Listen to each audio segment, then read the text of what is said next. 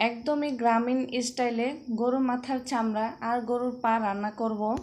এভাবে করে রান্না করলে খেতেও কিন্তু অনেক মজা লাগে।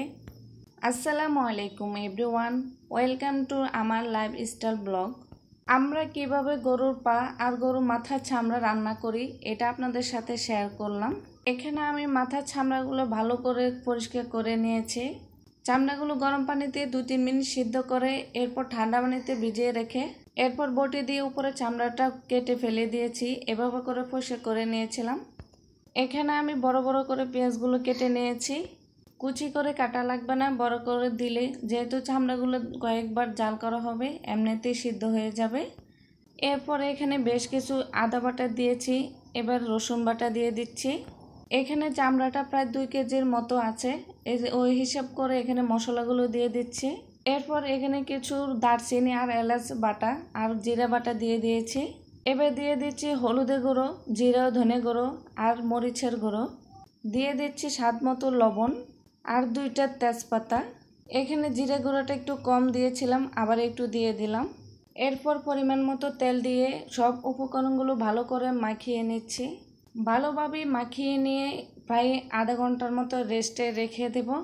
আমি একদমই গ্রামীণভাবে রান্না করতেছি, যেভাবে আমার মা চাচিরা রান্না করতো ঠিক ওভাবেই। এবার দিয়ে দিচ্ছি পরিমাণ মতো পানি। পানির পরিমাণটা একটু বেশি দিব, যেহেতু এটা কয়েকবার ধরে জাল করব।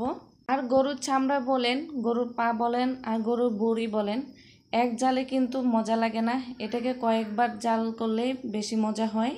এবার একটা ঢাকনা দিয়ে এটাকে আধা ঘন্টার মতো প্রায় রান্না করব।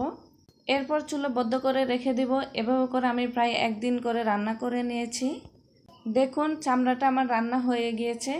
চামড়াটা ঠিক আমি এমন করে রান্না করে নিয়েছি।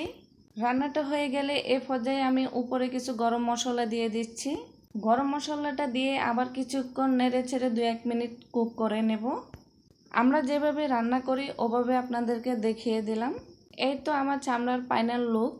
চামড়া কিন্তু অনেক উপকারী, চামড়া অনেকে খায় না, এটা কিন্তু অনেক ভালো। চলুন এবার দেখাচ্ছি পায়া কিভাবে রান্না করি। এই পায়া রান্নার মধ্যে আমি লাস্টে একটা উপকরণ দিব, এটা দিলে কিন্তু স্বাদ দ্বিগুণ বেড়ে যাবে। অবশ্যই শেষ পর্যন্ত দেখবেন। এখানে আমি পায়াগুলো পরিষ্কার করে নিয়েছি। এর মধ্যে বড় বড় করে কাটা পেঁয়াজ কুচি দিয়ে দিয়েছি। এরপর দিয়ে দিয়েছি আদা বাটা ও রসুন বাটা, আর দিয়ে দিয়েছি জিরা বাটা ও এলাচ দারচিনি বাটা, সাথে দিয়ে দিলাম তেজপাতা। এরপর পরিমাণ মতো জিরা ধনে গুঁড়ো আর মরিচের গুঁড়ো, সাথে দিয়ে দিচ্ছি হলুদের গুঁড়ো, স্বাদ মতো লবণ, কিছুটা গরম মশলার গুঁড়ো, শেষে দিয়ে দিচ্ছি রান্নার তেল। সব উপকরণগুলো ভালোভাবে মাখিয়ে নিয়েছি। এবার পরিমাণ মতো পানি দিয়ে দিচ্ছি। পানির পরিমাণটা একটু বেশি দিয়েছি, যেহেতু এখানে কয়েকবার জাল করা হবে আর নাড়তে সুবিধা হবে। আর আরেকটা কথা বলে রাখি, পায়া অনুযায়ী একটু ছড়ানো পাতিল আর একটু মোটা পাতিল নিলে ভালো হয়।